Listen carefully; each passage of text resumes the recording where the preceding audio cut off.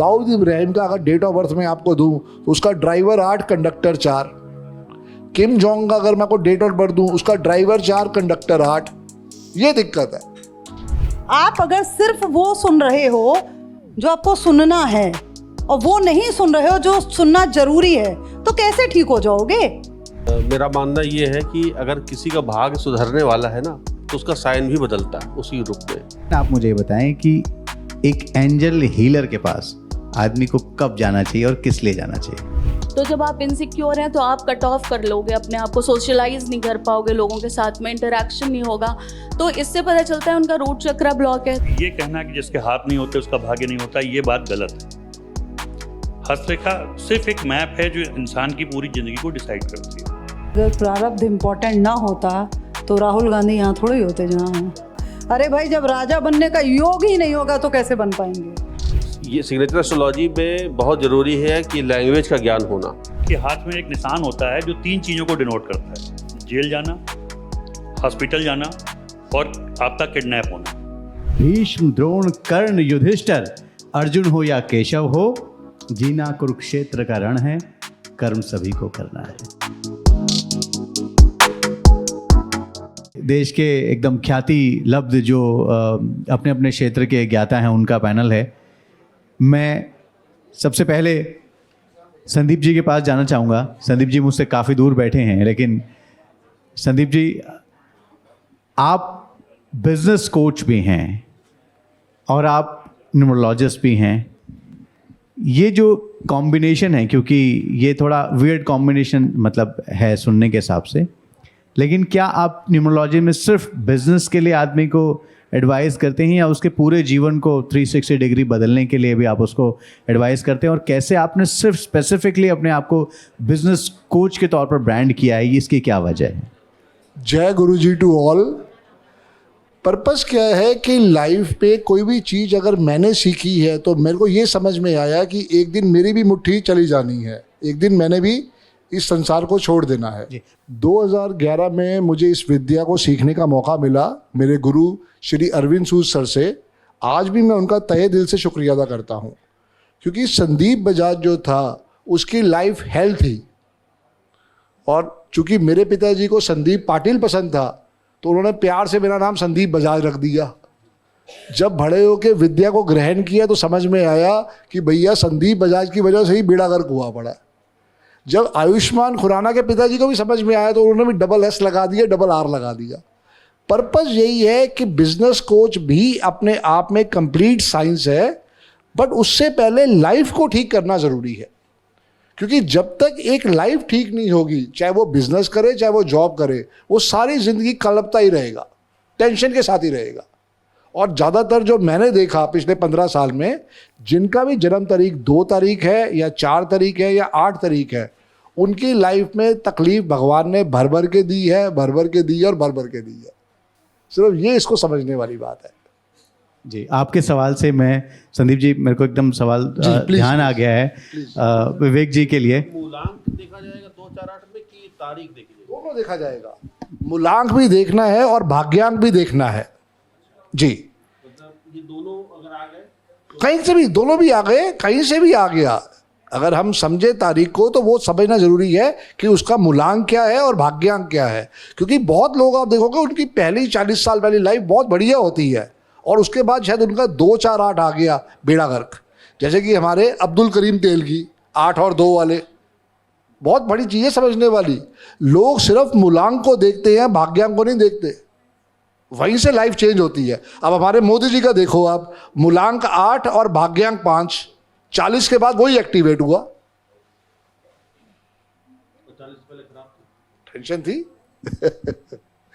विवेक जी, मैं जो सवाल आपसे पूछना चाह रहा था, अब संदीप जी ने जिक्र किया कि भाई नाम है उनका संदीप और संदीप पाटिल पसंद था पिताजी को। संदीप पाटिल मतलब कामयाब जी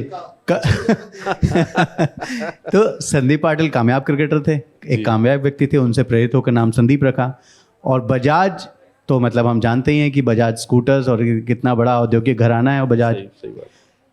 तो संदीप भी एक कामयाब व्यक्ति का है और बजाज भी एक कामयाब व्यक्ति का है। साइन करेगा तो आदमी संदीप बजाज ही लिखेगा। तो आपकी जो सिग्नेचर एस्ट्रोलॉजी है वो एक नाकामयाब संदीप बजाज को कैसे, नाम तो उसका कामयाबी को मतलब रिफ्लेक्ट करने वाला नाम है, तो आपकी जो सिग्नेचर एस्ट्रोलॉजी है वो उसमें क्या ऐड ऑन करेगी जो जिससे उसकी ज़िंदगी बदल सकती है? देखिए मेरा मानना ये है कि अगर किसी का भाग्य सुधरने वाला है ना तो उसका साइन भी बदलता है उसी रूप में। अब भले ही वो उसका चाहे छोटा सा भी पैटर्न हो, जब महादशा बदलती है तो उसका छोटा सा भी पैटर्न सिग्नेचर का बढ़ जाता है, घट जाता है या ऊंचा हो जाता है, कुछ डॉट वगैरह लाइन वगैरह लगने लग शुरू हो जाती है। ये एक महादशा का फर्क आ जाता है। सिग्नेचर में 1 इंच का 1.5 इंच का तो सिग्नेचर होता है, सब हम लोग बनाते हैं, लेकिन आप सोचिए उसी 1 से 1.5 इंच में हमें पूरा भविष्य बताना होता है। तो एक तो जब महादशा बदलती तो सिग्नेचर लोग बदलते हैं। इसके अलावा सिग्नेचर अगर अच्छा है तो अपने आप भाग्य आपका अच्छा होता चला जाएगा।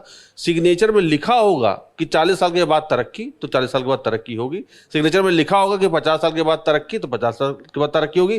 तभी वहाँ सिग्नेचर एस्ट्रोलॉजर काम आते हैं कि भाई एक जो कम आयु का बच्चा है, अगर वो 18 साल का है, ताकि उसका आने वाला जो भविष्य है वो अच्छा रहे, तो कम उम्र में अपना साइन को अगर ठीक कर लेता तो जो वो 40 साल में जो स्ट्रगल झेलता वो नहीं झेलेगा फिर। तो अब चूंकि मेरा नाम विवेक त्रिपाठी है सर, मैंने शायद विवेक 2 पर आता है और त्रिपाठी 8 पर आता है। मुझे नहीं ज्ञान है, मुझे एक रत्ती का भी ज्ञान नहीं।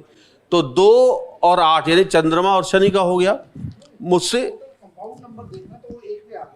1 पर आ गया, लेकिन मतलब अब मुझे तो सर ज्ञान ही नहीं। तो अब हुआ क्या कि मुझसे कई लोगों ने कहा कि आप ना विवेक राज लिख लो या विवेक में कोई एक अक्षर आप जोड़ लो।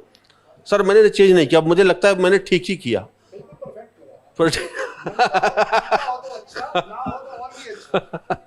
तो खैर मैंने साइन अपना जो था पहले मैं भी पता सर के जैसे बात है कि उनका भी एक समय था जो जीवन परेशान वाला था। मैं भी कुछ कमोवेश इसी परिस्थिति से गुजरा सर। 50 लाख का कर्जा, और वो भी वक्त आया जब एक पॉडकास्ट में मेरे आंख में आंसू आ गए थे।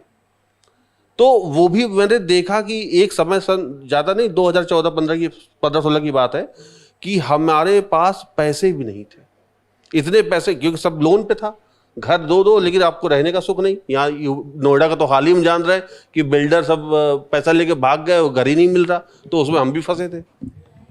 2-2 घर अलॉट हो चुके, एको घर नहीं, किराए पे रह रहे, किराए का भी पैसा नहीं। 50 लाख का कर्जा 2014-15 की बात बता रहा हूँ आपको, और वो कैसे मैं उससे गुजरा ये मैं ही जानता हूँ। तो मैं चूंकि मुझे तो थोड़ा सा जो ज्ञान था सिग्नेचर एस्ट्रोलॉजी का, उस वक्त ज्ञान नहीं था। ज्ञान नहीं क्या मतलब, जब तक अपने में इम्प्लीमेंट नहीं हो तब भरोसा नहीं कर पाता व्यक्ति।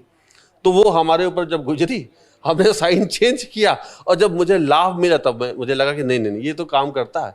2 डॉट में लगाता था, और मैं सही बता रहा हूँ, जिसने 2 डॉट लगाए वो कर्ज में गया।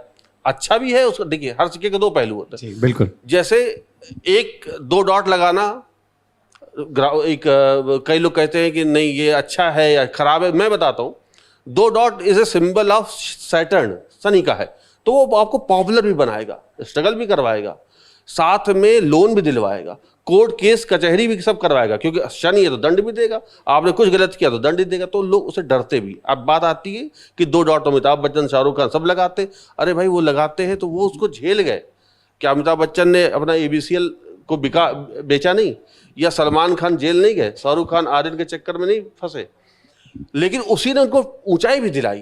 तो सिर्फ 1 डॉट ऊंचाई दिलाने वाला नहीं होता कभी भी, आप उसका पैटर्न देखिए। मतलब कस्टमाइज सॉल्यूशन किसी चीज का नहीं होता, व्यक्ति टू व्यक्ति डिफाइन मतलब करता है कि किसके लिए कैसा काम कर रहा है। और मैं चूंकि सिग्नेचर एस्ट्रोलॉजर हूं और मैं उसी को मानता हूं, मुझे लगता है कि जो विद्या है, तो देखिए मैं कोई अंगूठी वगैरह नहीं पहनता, हालांकि मेरा बड़ा मन करता है कि मैं पहनूं, कुछ पहनूं, लेकिन अब मजबूरी हो गई कि नहीं पहनता। अच्छा, सिग्नेचर एस्ट्रोलॉजी पर अब चूंकि भरोसा भी बढ़ता चला जा रहा है, और अच्छा भी लगता है कि ठीक है उसमें रेमेडीज होती हैं, और ईश्वर की कृपा है, आप जैसे अच्छे लोग जो उनके उपाय से सब चल जा रहा है, और सिग्नेचर एस्ट्रोलॉजी अब एक अच्छा मुकाम पा रहा है। मुझे बड़ी खुशी होती है कि अब लोग मानने वाले बहुत लोग हो गए। और आपको ये भी खुशी होती होगी कि आपको father of signature astrology India में माना जाता है। एक बार जोरदार तालियां विवेक जी के लिए। संदीप जी, अब वापस आपके पास आऊँगा, क्योंकि सवाल आपसे इधर बाउंस कर दिया था मैंने। सवाल आपके लिए ये है सर कि ये जो नंबर्स का जो हम अब रील्स में भी अक्सर आपकी भी रील्स देखते हैं, बाकी की भी रील्स देखते हैं कि मूलांक 3 ऐसा, मूलांक 4 ऐसा, ये मतलब सिर्फ नंबर से किसी के पूरे व्यक्तित्व को डिफाइन कर देना, ये मतलब सबके लिए यूनिवर्सल ट्रूथ होता है, या कहीं इसमें कुछ और गैप्स भी होते हैं? देखो सिंपल सी बात, क्या शुभ नाम है आपका? मेरा नाम विकास है। विकास भाई, मेन बात क्या है कि आप किसी भी चीज़ को ऊपर कितनी रिसर्च करते हो। मैं 2008 में जीडी वशिष्ठ जी से कंसल्टेशन लेके आया था, मैं उनको आज वही याद दिलवा रहा था, उनको नहीं याद आएगा, पर 2008 में मैं इतना दुखी था कि मैं सुसाइड करने की तरफ सोच रहा था। तो वो कंसल्टेशन जब मैंने ली, मेरे को कोई फ़ायदा नहीं हुआ। 2011 में मैंने अरविंद सू सर के पास गया, उस विद्या को सीखा, अपनी लाइफ में इम्प्लीमेंट किया। जैसे सर ने अभी बोला है कि मैंने सिग्नेचर की प्रैक्टिस करी है, ये उनकी शिद्दत थी, ये मेरी शिद्दत है कि मैंने अपने आप को अंक ज्योतिष के साथ जोड़ा, क्योंकि ये एक प्रूवन साइंस है। जितना आप अपनी डेट ऑफ बर्थ के बारे में समझोगे उतना आपको क्लैरिटी आ जाएगी। और ये मैंने ऐसे नहीं कह दिया कि 2 4 8, इसके पीछे एक बहुत बड़ी चीज़ है। आप देखो 2 नंबर चंद्रमा का है, डाइसी है, चेंज होता है। 4 नंबर राहु का है, 8 नंबर शनि का है। चाहे कोई सी भी विद्या उठा लो, नंबर तो वही के वही रहेंगे। अब जिसको भी भगवान ने ज़्यादा पनिशमेंट देनी है, वहाँ पे उस माहौल में लाके उसे खड़ा कर देगा। 1982 साल ऐसा था जो अमिताभ बच्चन जी अपनी ज़िंदगी में भूल नहीं सकते, कभी नहीं भूल सकते। कोहली का हादसा। वो साल उनको बचा के भी लाया, क्योंकि पर्सनल ईयर 5 था। ये फर्क है। तो अच्छा टाइम भी आएगा, बुरा टाइम भी आएगा, सिर्फ आपको देखना है कि आपने कितनी रिसर्च करी है। और जो सर कह रहे हैं वो बात बिल्कुल ठीक है, अप डाउन तो लगे रहेंगे, क्योंकि ये जो न्यूमरोलॉजी है और इसके साथ जो सिग्नेचर की विद्या है, ये बहुत ऑथेंटिक विद्या है। आप इसको कहीं झुटला नहीं सकते। जितने भी अब्रॉड के लोग आप देखोगे, चाहे वो हिंदू हैं, क्रिश्चियन हैं, मुस्लिम हैं, किसी और धर्म के, सिग्नेचर तो सबको करने हैं, मोबाइल नंबर तो सबको रखना है, तो वहाँ से वो विद्या के साथ जुड़े हुए हैं जी। लेकिन इसमें भाषा, विवेक जी, भाषा का कोई फर्क नहीं पड़ता कि आप किस भाषा में सिग्नेचर कर रहे हैं? उससे जिस तरह का आप शब्द बनाएंगे, आप अंग्रेजी में बनाएंगे तो आपका अल्फ़ाबेट अलग तरीके से डिज़ाइन होगा, हिंदी में लिखेंगे तो आपका जो अक्षर है वो अलग तरीके से होगा। अच्छा। और उसी की जो बुनावट या बनावट है वो उससे फ़र्क पड़ेगा। बिल्कुल बिल्कुल। देखिए, ये सिग्नेचर एस्ट्रोलॉजी में बहुत ज़रूरी है कि लैंग्वेज का ज्ञान होना। आप मंडारिन में कर रहे हैं, रशियन में कर रहे हैं, तमिल में कर रहे हैं, कन्नड़ में कर रहे हैं, उड़ीसा में कर रहे हैं, उड़िया में कर रहे हैं, या आप कुछ किसी भी लैंग्वेज है, या गुजराती में कर रहे हैं, अगर आपको उस लैंग्वेज का ज्ञान है तो वो सारे मनी सिम्बल्स या जो भी हम प्लैनेट्स की बात करें वो सारे वर्क करते हैं। अब गुजराती में शिरोरेखा नहीं होती, लेकिन देवनागरी में होती है, तो अब हम वहाँ सोचे रहे इसने शिरोरेखा नहीं लगाई, तो ये नहीं चलेगा। आपको अगर ज्ञान है तो आप वो उसको उसी हिसाब से डिफाइन करेंगे। अब अरेबिक में हम साइन करें तो वहाँ नुक्ता चलता है। अब हमारे लिए नुक्ता तो एक डॉट भी शनि है, लेकिन आई और जे का तो रोमन लिपि का है, तो उस भाग है वो सैटर्न नहीं है, लेकिन वहाँ में समझना पड़ेगा ये नुक्ता शनि नहीं है। फिर अगर इसके अतिरिक्त कोई नुक्ता लगता तो शनि है। तो हमें लैंग्वेज का ज्ञान जितना होगा आप उतना ही सिग्नेचर एस्ट्रोलॉजी पे वहाँ काम कर पाएंगे। दूसरा, आप पहले सेशन में जब आपको सुन रहे थे तो आपने ये भी कहा था कि प्रैक्टिस बहुत ज़रूरी है। अगर आप सिग्नेचर एस्ट्रोलॉजी में बिलीव कर रहे हैं तो आप प्रैक्टिस करें, उसका पूरा एकदम उसमें यकीन रखते हुए आप प्रैक्टिस करें। लेकिन प्रैक्टिस का क्रम ऐसा होता है कि कई बार टूट जाता है, तो फिर वो क्या नए सिरे से वापस शुरू करना पड़ेगा किसी को? सर, इसमें क्या होता है विकास जी, अगर हम तो 100 दिन कहते हैं, 100 डेज कहते हैं, लेकिन अगर कोई दिन टूट जाता है तो उसका मतलब ये नहीं कि जैसे मान लो 15 दिन तक हमने प्रैक्टिस करी और 16वें दिन हम गांव चले गए, 2-3 दिन बाद आ रहे हैं फिर प्रैक्टिस कर रहे हैं, तो 2 दिन का जो मिस हुआ फिर वो आपको आगे बढ़ाना है। करना 100 ही दिन है, वो चाहे आप 1 साल में करें चाहे 2 साल में करें। अब जब 100 दिन पूरे हो जाएंगे उसके बाद फिर आप बैंक में साइन चेंज करिए। तो जो बैंक में, क्योंकि लक्ष्मी का स्रोत कौन है? वो बैंक है, सारा धन तो वहीं से आएगा। तो अगर बैंक में साइन अच्छा है तो सब अच्छा है। पासपोर्ट का, पैन कार्ड का वो चल जाता है, वो उतना नॉमिनल है। तो बैंक का जिक्र हुआ, संदीप जी ये बताइए कि सिग्नेचर तो आजकल लोग जाकर बैंक में चेक तो बहुत ज़्यादा भेजते नहीं है, तो क्या OTP नंबर के हिसाब से रख लें? बिल्कुल, आप अपना जो भी डेबिट कार्ड का या मोबाइल का रखते हो पासवर्ड, वो बहुत सोच समझ के रखना चाहिए। और हम ज़्यादातर क्या करते हैं कि मेरे सपुत्र की डेट ऑफ बर्थ है 0408, अब हालांकि टोटल उसका 3 पे आ गया, पर वो गलत है। तो मान लीजिए कि अगर मैं अपने से ही पूछूं कि अगर मेरा मूलांक 3 है तो क्या मेरे नंबर्स में कहीं 3 का कैसे टोटल होना चाहिए? क्या उसका होना चाहिए? देखना पड़ता है। जो सुपर स्ट्रॉन्ग नंबर है वो 4 ही हैं, 1, 5, 6 या 3। मेरा थोड़ा बिलीव 1, 5, 6 पे ज़्यादा है, तो वहाँ पे आपको जो भी रखना चाहिए उसका टोटल या तो 1 आना चाहिए या 5 आना चाहिए। और सर जो बात कह रहे थे वो बिल्कुल ठीक है कि प्रैक्टिस बहुत ज़रूरी है। मैं आज आपके सामने पता है क्यों बैठा हूँ? मैंने पिछले 15 साल में अपना नाम 4.25 लाख बारी लिखा है, संदीप बजाज। ये मुझे किसी ने कहा नहीं, लेकिन मुझे वो फॉर्मूला समझ में आ गया।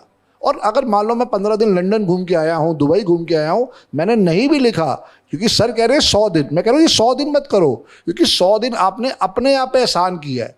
इसको रेगुलर बेसिस पे करके देखो कैसे आपका सबकॉन्शियस माइंड उसको एक्सेप्ट करेगा, और फिर देखो रिजल्ट क्या आएगा। बिल्कुल। जी जी सर।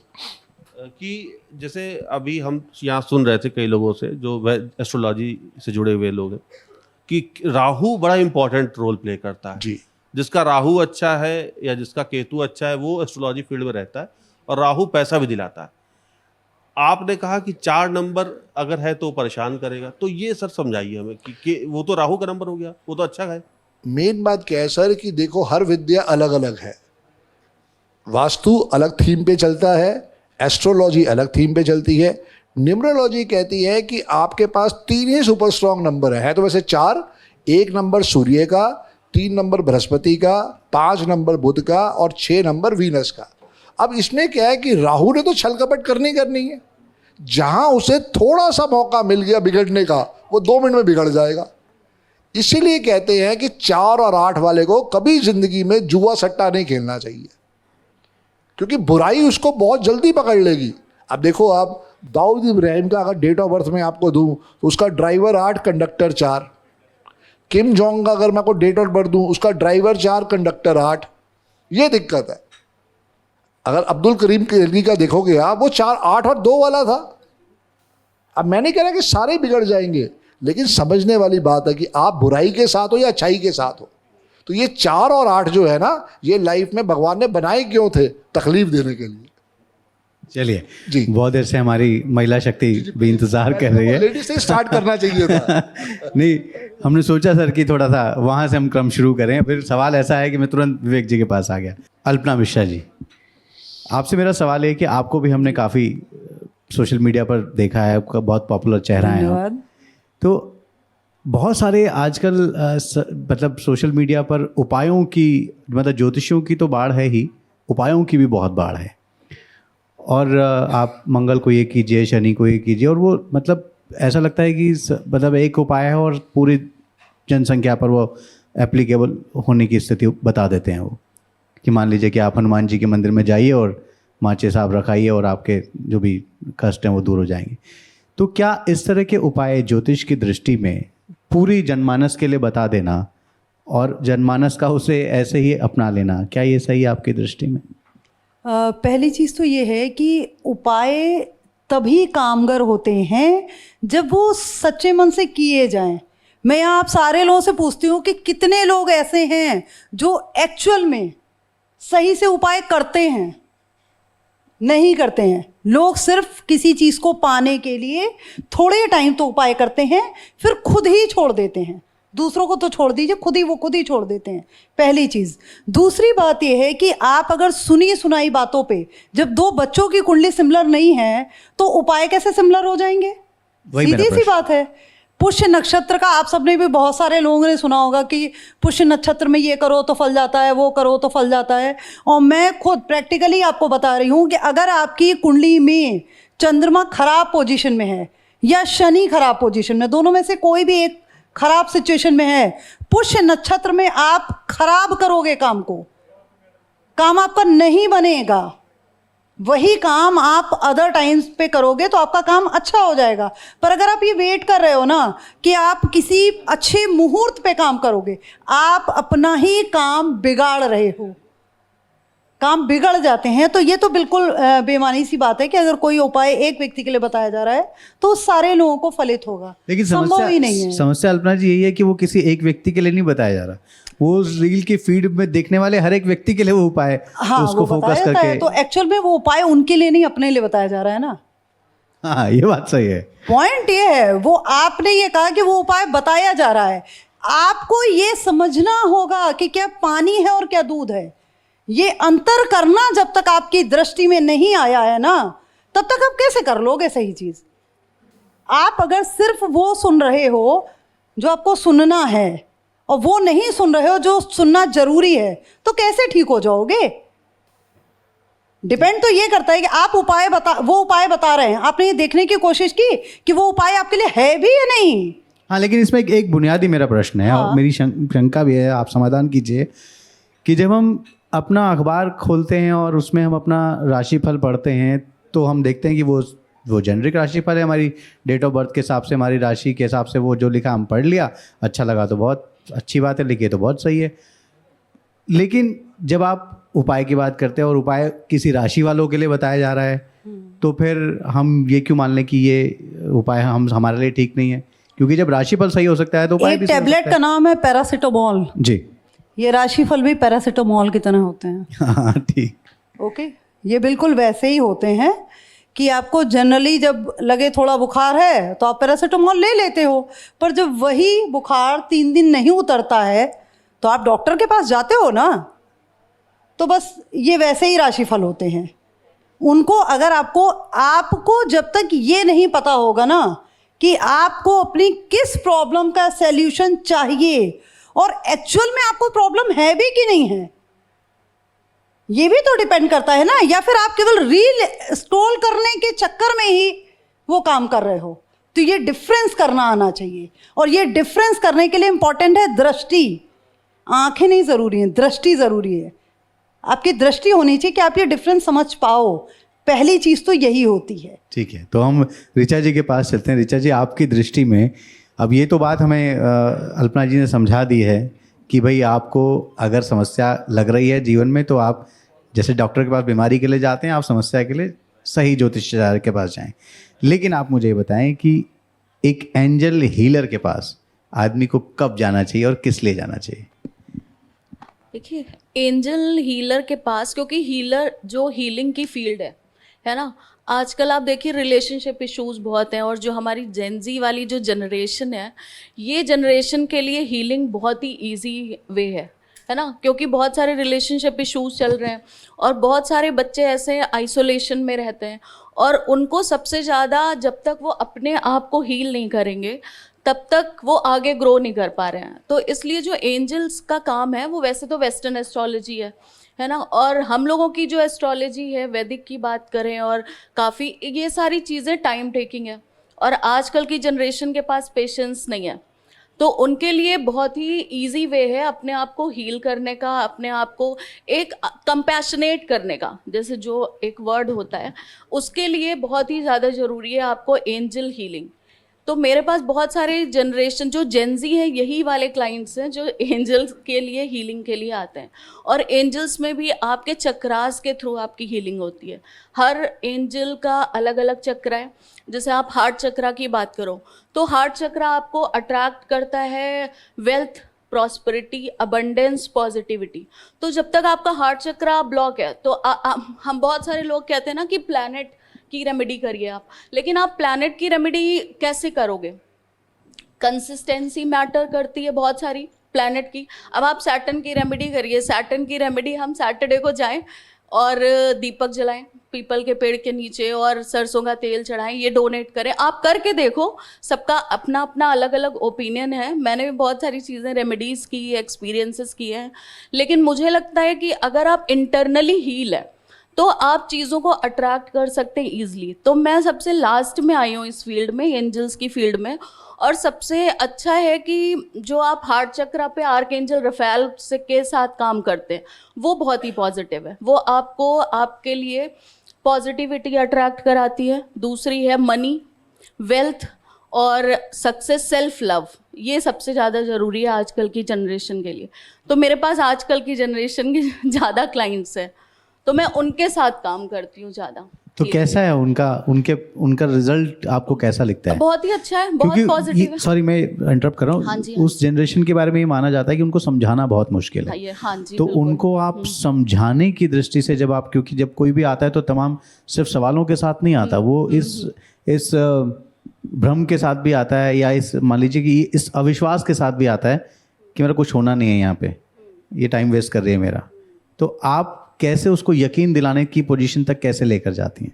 देखिए सबसे बड़ी बात है कि ये जो एंजल्स और ये सारी वेस्टर्नाइजेशन बहुत ज़्यादा है ना, सारे जो आजकल के बच्चे हैं वो वेस्टर्न कल्चर फॉलो कर रहे हैं, तो एंजल्स को सबने फॉलो किया, सबने देखा है। और सबसे बड़ी बात है कि बहुत सारी प्रेयर्स अवेलेबल हैं, तो सबसे अच्छा है कि अगर आप किसी एक, तो मैं पहले प्रेयर देती हूँ, मैं पहले ये नहीं कहती हूँ आप हीलिंग कराओ मुझसे, पहले मैं उनको ये देखती हूँ कि उनके किस चक्र की प्रॉब्लम क्या है। कि अगर आपकी प्रॉब्लम है कि आप बहुत ज़्यादा लेज़ी हैं, अपने आप को एक कमरे में बंद कर लिया है ना, तो उसके बाद ये होता है कि यानी कि आपका रूट चक्र ब्लॉक है, आपको सिक्योरिटी फील नहीं हो रही, आपका इनर चाइल्ड ट्रॉमा है ना।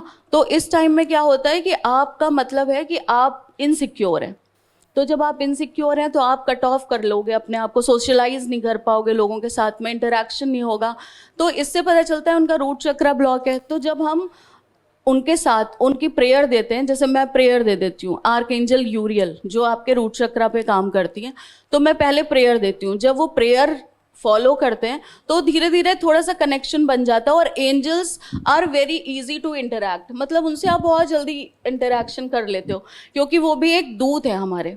भगवान से कनेक्शन के लिए बहुत फोकस चाहिए, और सबसे बड़ी बात है कि आपको भगवान के साथ कनेक्ट होने के लिए एक होना चाहिए आपका अंतर्दृष्टि। जैसे मैम ने कहा अंतर्दृष्टि की बात करूं तो वो आजकल लोगों में नहीं है, तो एंजल्स के साथ में आप बहुत जल्दी प्रेयर के थ्रू कनेक्ट हो जाते हैं और वो सुनती भी जल्दी है।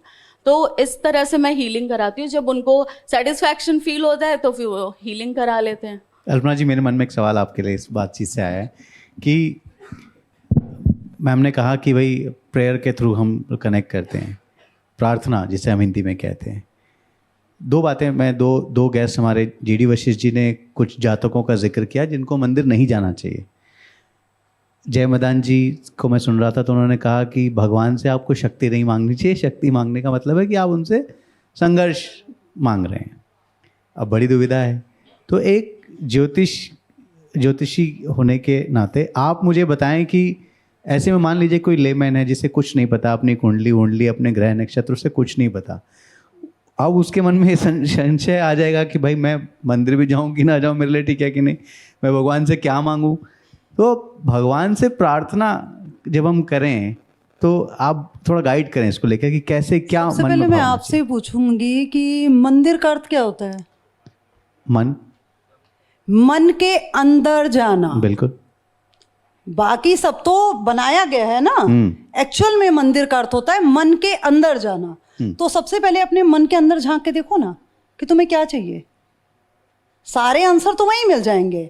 आपको कोई ये बता सकता है कि आपको मंदिर नहीं जाना चाहिए, वो मंदिर नहीं जाना चाहिए जो वर्चुअल है, जो दिख रहा है, जो आपको दिखाई दे रहा है ना कि हाँ ये मंदिर है, ये मस्जिद है, ये फला है, ये धमाका है, लेकिन आपके तो अंदर ही उस ईश्वर ने, उस परमपिता ने मंदिर दे रखा है, आपकी इनर वॉइस दे रखी है। तो उसके अंदर जाओ ना, उससे पूछिए ना कि आपको क्या चाहिए। तो अगर आपको अपने मंदिर के अंदर जाना आता है तो आप किस मंदिर में जाना है या नहीं जाना है स्वयं ही समझ जाओगे। और अगर वो नहीं आता है ना तो आप दुनिया के मंदिर घूम लीजिए। दुनिया के तीर्थ करने वालों को भी मैंने हत्या करते देखा है, आपने भी देखा होगा। और जो कहीं कहीं नहीं जाता है ना, जो लेमैन आपने जैसे बताया, लेमैन एक्चुअल में क्या होता है ना, छल परपन से दूर होता है sir. If you don't mind, यहाँ बहुत सारे लोगों को मेरी बात हो सकता है बुरी लग जाए, पर मैंने ये वॉच किया है कि जितनी बड़ी पोस्ट, जितना बड़ा कद, जितना बड़ा पद, उतनी ज्यादा द्वंद्वता, धूर्तता और उतनी ज्यादा कंट्रोवर्सी, उतना ज्यादा दिमाग लगाना, छल कपट परपंच जिसे कहते हैं। और जितना साधारणता होती है ना, उतना ज्यादा व्यक्ति अपने मन के समीप रहता है। भाई जिसकी पॉकेट में पैसा ही नहीं होगा 5100 रुपए देने के लिए, तो अपनी हीलिंग खुद से कर लेगा कि नहीं कर लेगा, बताइए? कर लेगा ना, बिल्कुल सिंपल सी चीज है, कर लेगा। तो ये सारी चीजें जो हैं एक्चुअल में जो फैक्ट है ना, आपने एक बात अभी और भी कही थी कि जो जेनजीज हैं वो आप उनको इतनी आसानी से मोटिवेट नहीं कर सकते। हमेशा ये याद रखिए, जो तर्क वितर्क करना जानता है, जिसे बहस जिसे कहते हैं, जो आपसे क्वेश्चन पूछ सकता है, आप उसको ऐसे ही नहीं सेटिस्फाइड कर सकते हैं। आपको हर पहलू पता होना चाहिए। हर लेवल पे आपको उसको सबसे पहले आपको ये पता होता है कि जैसे मुझे पता है कि भाई सामने वाले को विश्वास दिलाना ज़रूरी है, तो उससे पहले मुझे उसे सुनना भी पड़ेगा। ठीक बात है। सुनना पड़ेगा ना। हम जबरदस्ती किसी पे को विश्वास नहीं दिला सकते हैं। हम जबरदस्ती अपनी बात सामने वाले को सुना सकते हैं केवल, पर विश्वास नहीं दिला सकते। विश्वास दिलाने के लिए हमें उसकी बात सुननी होगी, उसके बाद समझनी होगी, और फिर जब हम उत्तर देंगे ना तो वो बात हमारी सिर्फ सुनेगा नहीं, आत्मसात कर लेगा सर। ठीक ये बात। मैंने अनुभव किया है और अपना अनुभव ही बताती हूँ। मैं हवा में उड़ती हुई बातें ना बताती हूँ, ना उस पर एस्ट्रोलॉजी करती हूँ और ना ही उस पर वास्तु करती हूँ। कोई भी एरिया कहीं खराब नहीं होता, कोई बच्चा कहीं खराब नहीं होता। हमने उसे कोई बच्चा अगर मान लीजिए हीलिंग करनी पड़ रही है, हीलिंग यूं ही नहीं करनी पड़ती है। चंद्रमा कहीं से खराब होगा, यानी कि घर की सिचुएशंस कहीं कुछ 19-20 रहा होगा, ये किसी भी तरह की प्रॉब्लम हो सकती है, XYZ कुछ भी हो सकता है। पर उसकी जब तक बैक हिस्ट्री नहीं पकड़ोगे ना, अब वो किस तरह से आप पकड़ रहे हो, आप साइकोलॉजिस्ट के पास जाओगे वो उस तरह से पकड़ेगा, आप एस्ट्रोलॉजर के पास आओगे वो उस तरह से पकड़ेगा, आप आकाशिक वाले के पास जाओगे वो अपनी तरह से पकड़ेगा। पर पॉइंट ये है कि सबसे पहली चीज तो कि तुम्हें पता है कि तुम्हें हीलिंग की जरूरत है या नहीं है, या और किसी को पता है कि हीलिंग की जरूरत इसे है। ये इंपॉर्टेंट होता है। और जो लेमैन होता है ना, वो अपनी हीलिंग खुद ही कर लेता है, क्योंकि उसे ये पता है कि इस धरती पे सबसे बड़ी हीलिंग ये होती है। ये आती है ना तो सारी हीलिंग हो जाती है। ठीक हो जाती है। तो फैक्ट बस इतना है। हो सकता है कि आप में से बहुत सारे लोगों को मेरे शब्द यहाँ अन्यथा लग सकते हैं, पर उसका जब विश्लेषण करेंगे तो समझ में आएगा कि कुछ सोच के बोला था, यूं ही नहीं बोला था। ठीक बात है। अनिल चतुर्वेदी जी के पास चलते हैं। काफ़ी देर से आप वेट कर रहे थे। अनिल जी, बहुत क्षमा, आपसे इतनी देर से आए हैं। जी, सुनना भी बहुत महत्वपूर्ण है।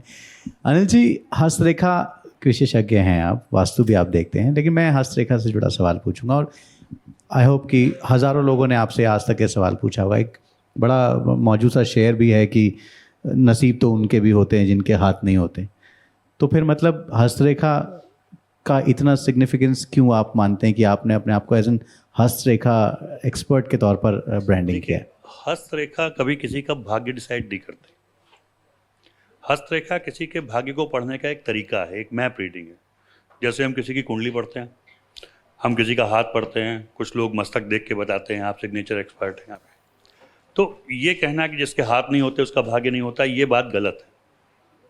हस्तरेखा सिर्फ एक मैप है जो इंसान की पूरी ज़िंदगी को डिसाइड करती है। आप उसको पढ़ करके जान सकते हैं कि किसी की ज़िंदगी में क्या होने वाला है, कब होने वाला है, कैसे होने वाला है। मैप रीडिंग के अपने एक तरीके होते हैं। जैसे ज्योतिष की हम बात करते हैं, एक बड़ा कंट्रोवर्शियल क्वेश्चन होता है शादी। ज्योतिष में शादी डिफाइन नहीं होती, क्योंकि कुछ लोग उसको कबूल करते हैं, कुछ लोग 7 फेरे लेते हैं, कुछ लोग रिंग पहनाते हैं। आप किसको शादी मानोगे? सेम चीज़ हाथ है। हाथ एक मैप है। एक बड़ा छोटा सा एग्जाम्पल देना चाहूँगा केमिस्ट्री के बारे में, कि हाथ में एक निशान होता है जो 3 चीज़ों को डिनोट करता है: जेल जाना, हॉस्पिटल जाना और आपका किडनैप होना। अच्छा। एक ही निशान से ये तीनों चीज़ें डिसाइड होती हैं। चीज़ ये नहीं है कि आपके संग क्या हुआ, चीज़ ये है कि आपने उसको कैसे पढ़ा। एक्चुअल जो साइन होता है वो होता है कि आप किसी की कस्टडी में रहोगे। आप रॉबर्ट्स की कस्टडी में हो, डॉक्टर्स की कस्टडी में हो, या पुलिस की कस्टडी में हो। और हाथ एक ऐसी चीज़ है जो कभी बदलती नहीं है। लोग कहते हैं ना हाथ बदल जाता है, निशान वही होता है। कई बार हम देखते हैं कि किसी के ऊपर कोई पुलिस केस हुआ, कोई बड़ा पॉलिटिकल लीडर या कोई बड़ा बिजनेसमैन, और वो बीमार पड़ गया, वो जेल जाने की बजाय हॉस्पिटल चला गया। सच्चाई ये है कि उसने योग को नहीं काटा, क्योंकि उसे कस्टडी में रहना था, योग कस्टडी का था। सिर्फ उसने क्या किया कि वो प्रकृति बदल गई, पुलिस की कस्टडी की बजाय हाँ डॉक्टर की कस्टडी में चला गया। जी। तो इम्पॉर्टेंट ये है कि आप उस चीज़ को कैसे रीड कर रहे हो। हाथ एक मैप है, उसको आप यूँ नहीं कह सकते कि हाथ नहीं तो भाग्य नहीं। लेकिन आप ये कह रहे हैं कि हाथ नहीं बदलता। मैं समझ गया कि हाथ नहीं बदल सकता हमारा, लेकिन हाथ की प्रकृति बदल जाती है। जैसे मान लीजिए कि कोई जिम नहीं जाता था, तब उसका हाथ मुलायम था, और फिर वो जिम विम जाने लगा, वो बहुत मेहनत कश वाला काम करने लगा, तो हाथ सख्त हो गया, तो उसमें वो उस तरह की प्रकृति तो बदल सकती है हाथ की। देखिए, वो एक सतही चीज़ है हाँ। कि किसी का हाथ हार्ड है या किसी का हाथ मुलायम है। वो ये तो बता सकता है कि आदमी ने मेहनत करी या नहीं करी। लेकिन हाथ के जो प्लैनेट्स हैं, हाथ की जो लाइनें हैं, हाथ के ऊपर जो निशान बने हुए हैं, छोटे छोटे पॉइंट्स हैं, आइलैंड्स हैं, बहुत सारी चीज़ें हैं। सही मायने में देखा जाए तो पिछले कई सालों से हाथ के ऊपर कोई काम हुआ ही नहीं है। तो आप कैसे काम कर रहे हैं और कैसे आपका विश्वास और गहरा होता जा रहा है इस विद्या में? आप कुछ बताना चाहेंगे? कुछ अनुभव हमारे बिल्कुल, सबके कुछ साथ जगहों बांटना पे ऐसी चाहेंगे? चीज़ें रही हैं जहाँ पर, क्योंकि अनुभव से ही आदमी सीखता है। मेरा शौक था और मैंने काफ़ी प्रैक्टिकल स्टडी करी, क्योंकि हस्तरेखा पे सिवाय कीरो के और बहुत ज़्यादा लिटरेचर अवेलेबल नहीं है ना, हम लोग की पीरियड में नहीं अवेलेबल था। तो प्रैक्टिकली आपको कई सारे एक ही फील्ड के लोगों के हाथ देखने पड़ते थे कि इनमें क्या चीज़ कॉमन है। मतलब इस चक्कर में मैंने जेल जा करके भी लोगों के क्रिमिनल्स के हाथ देखे अच्छा। कि भाई अगर मर्डरर भी हैं तो 4 तरीके के मर्डर हैं। आपने इच्छा से मर्डर किया, परिस्थितिवश हो गया, किसी से बदला लेने के लिए किया, आपने पैसे के लिए किया, अनइंटेंशनल मर्डर था, किसी के हाथ से गोली चल गई, मर्डर हो गया। अक्सर हम ऐसी चीज़ें सुनते रहते हैं। क्या सबको एक ही कैटेगरी में डाला जा सकता है? नहीं, परिस्थिति अलग है। हाथ में जानने के बाद ये चीज़ समझ में आई, मर्डर उनके हाथ में था, परिस्थितियाँ क्या थी, वजह क्या बनी। जब तक आप ये स्टडी नहीं करोगे आप कुछ नहीं बता सकते। तो इसको करने के बाद आपको बहुत सारी सामाजिक चीज़ें समझ में आई कि किसी एक घटना के पीछे बहुत से रीजन थे। कई बार हम देखते हैं कि जैसे जो हमारे ये होते हैं सीरियल किलर होते हैं, वो मर्डर करते हैं। क्यों? क्योंकि उनका मानसिक स्थिति ऐसी होती है। उनको ल्यूनेटिक एक वर्ड बनाया गया जो लूना से गवर्न होता था। चंद्रमा की स्थितियाँ थी। लोग कहते हैं, मुझसे सबसे ज़्यादा पूछा जाने वाला क्वेश्चन होता है कि साहब ग्रह कैसे काम करते हैं या न क्यों काम करते हैं, क्या इसका कोई साइंटिफिक रीजन है या नहीं है? जी प्लीज़ यहाँ भी बताइए आप। तो मेरा कहना यह है कि हम सब साइंस को अगर मानते हैं तो ग्रेविटेशनल फोर्सेस होते हैं। हम सबको पता है समुद्र में ज्वार भाटा आता है, जब हमारा समुद्र, ये सूर्य और चंद्रमा एक लाइन में आता है तो हाई टाइड आती है।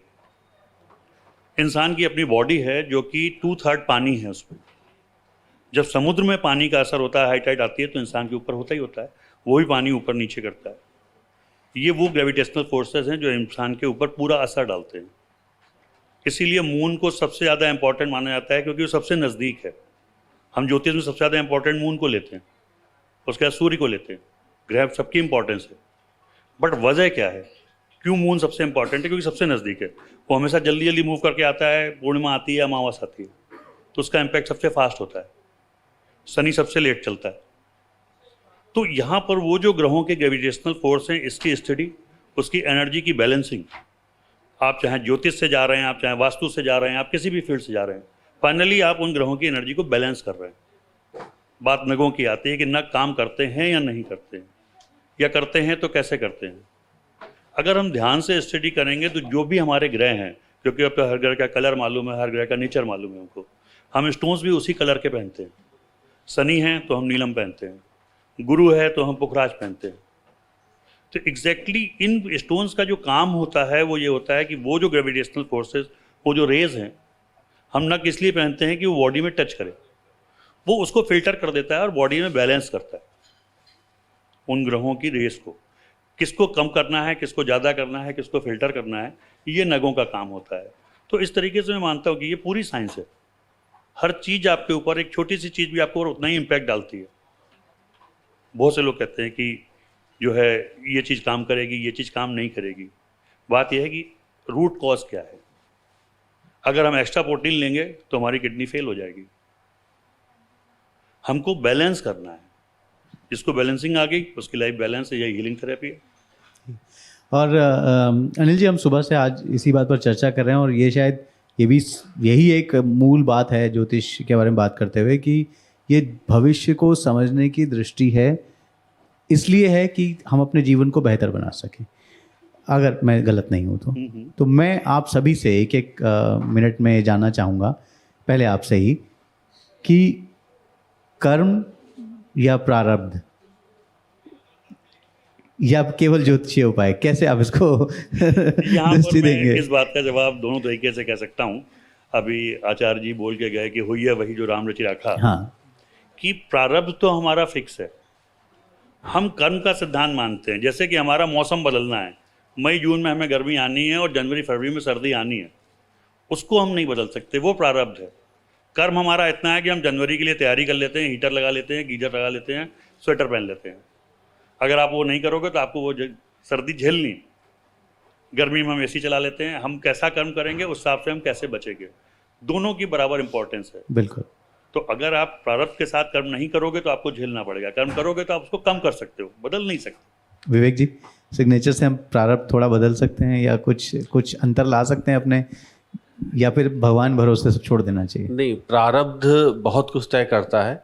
और अगर किसी भी व्यक्ति, कोई भी व्यक्ति आज सक्सेसफुल है तो उसके पीछे उसका प्रारब्ध है, और जो प्रारब्ध है वही उसका भाग्य है आज का, वर्तमान का, और इसीलिए वो कर्म भी कर रहा है। तो मैं मानता हूँ प्रारब्ध बहुत बड़ी चीज़ है।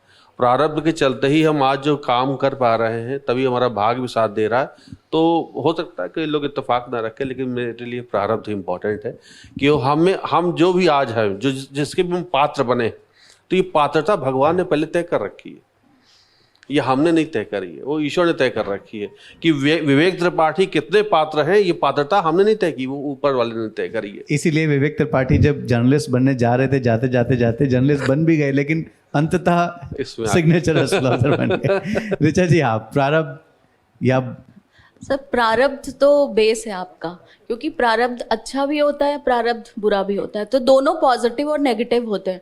प्रारब्ध मुझे लगता है आपको रिफाइन कर देता है, तो मेरे अकॉर्डिंग प्रारब्ध बहुत ही ज़्यादा इम्पॉर्टेंट रोल प्ले करता है। और फिर कर्मा तो आपके हैं ही, क्योंकि कर्मा आपके संचित होते हैं ना, जो बाद के कर्म होते हैं। तो प्रारब्ध आपको रिफाइन करता है, आपकी लर्निंग देता है और आपकी पर्सनालिटी को चेंज करता है। और संचित कर्म जो आप करेंगे उसके बाद वो आपके संचित होंगे, तो वो भी। और जैसे सर ने कहा 4 और 8 की बात की, तो 4 और 8 नंबर जो है वो कार्मिक नंबर है, तो उनसे हमें डरना नहीं चाहिए। अब जैसे जो आचार्य जी आए थे, उनका खुद का जो मूलांक और भाग्यांक है वो 4 और 8 है, तो वो डिपेंड करता है कि उनका प्रारब्ध कैसा था, उसके बेसिस पे ही आपकी डेस्टिनी डिसाइड होती है। तो मेरे अकॉर्डिंग प्रारब्ध बहुत ज़्यादा ज़रूरी है। Thank you. Richa ji, short में। अल्पना जी, सॉरी, माफ कीजिएगा। सबसे पहली चीज़, अगर प्रारब्ध इम्पोर्टेंट ना होता तो राहुल गांधी यहाँ थोड़े ही होते जहाँ हैं। सीधी सी बात है, ठीक। 2 बार प्रधानमंत्री की कुर्सी मिलने के बाद भी न बन पाना, अरे भाई, जब राजा बनने का योग ही नहीं होगा तो कैसे बन पाएंगे? ठीक बात। सीधी सी चीज़ है। और दूसरी बात कि प्रारब्ध हमारा कितना हमें मिला है ये हम नहीं डिसाइड कर सकते। कई बार मेरा अपना जो अनुभव रहा वो ये रहा कि कोई 60% काम करता है और उसका 40% प्रारब्ध होता है, ठीक, और कोई 80% प्रारब्ध से ही उन्नति कर रहा है। तो ये हम नहीं निर्धारित करते हैं कि हमें कितने पे क्विट कर जाना है। इसीलिए कर्म इंपॉर्टेंट है, क्योंकि हमें नहीं पता ना कि हमारी उन्नति 30 पे होगी, 32 पे होगी, 36 पे होगी या 56 पे होगी। और इसी वजह से कर्म महत्वपूर्ण है। केवल यदि हम प्रारब्ध को ही मान के चलेंगे ना तो हम निरंकुश हो जाएंगे, बेकार हो जाएंगे बिल्कुल। जब तक आपने नवीन को एक्सेप्ट करना या आगे बढ़ना या परिवर्तन को स्वीकार करना नहीं सीखा है तो आप विकसित नहीं हो सकते हैं, उसके लिए कभी नहीं हो सकते हैं। उसके लिए प्रारब्ध है, उसको एज इट इज मान लीजिए इस तरह से कि भाई ये माता पिता हैं, हमें इस घर में जन्म लेना था, ये हमारा प्रारब्ध है, पर हम इसी घर में मरेंगे, ये हमारा प्रारब्ध नहीं हो सकता है, ये हमारा कर्म होता है। अब उस कर्म को हम कैसे भी करें, हम रत्नों से बैलेंस करें, हम काम करके बैलेंस करें, हम कोई और उपाय करके करें, ये हम पे निर्भर करता है। उन्होंने, ईश्वर ने हमें कर्मेंद्रियां देके पैदा किया है ना, कोई महत्व नहीं होता तो कर्मेंद्रियां क्यों ही देता प्रभु? सिंपल सी चीज है ना। संदीप जी, तो भगवान पे भरोसा करें या ये मान लें कि भगवान भी कहीं हमारे भरोसे ना बैठा हो? मेन बात यही है डियर कि कर्म मेन है। आप समझो, सचिन तेंदुलकर ने अपना कर्म करा, घर में अर्जुन आया, अर्जुन को प्रारब्ध मिला। अर्जुन किस चीज के अंदर निपुण नहीं है, इतनी बड़ी टीम के साथ उसको खेलने का मौका मिला, बट इन द एंड फिर कर्म आगे आएगा। तो इसलिए मैं बार बार ही कहता हूं कि कर्म को आप समझो, अब वो अच्छा कर्म है, अच्छा रिजल्ट आएगा, बुरा कर्म है, बुरा रिजल्ट आएगा। तो कर्म इज मेन थिंग। प्रारब्ध तो अच्छा भी होगा, बुरा भी होगा, हमें नहीं पता, बट कर्म को मत छोड़ो। ठीक है, बहुत बहुत धन्यवाद आप सभी का। गॉड ब्लेस यू और डियर। मैंने ये प्रश्न इसलिए किया क्योंकि मैं जो लिख कर लाया था मुझे कहने का मौका मिल गया। और ये बात यही है कि जय का केवल एक नियम है, जय का केवल एक नियम है, जीना है या मरना है, अपना निश्चित पात्र निभाकर भव के पार उतरना है। और भीष्म, द्रोण, कर्ण, युधिष्ठिर, अर्जुन हो या केशव हो, जीना कुरुक्षेत्र का रण है, कर्म सभी को करना है।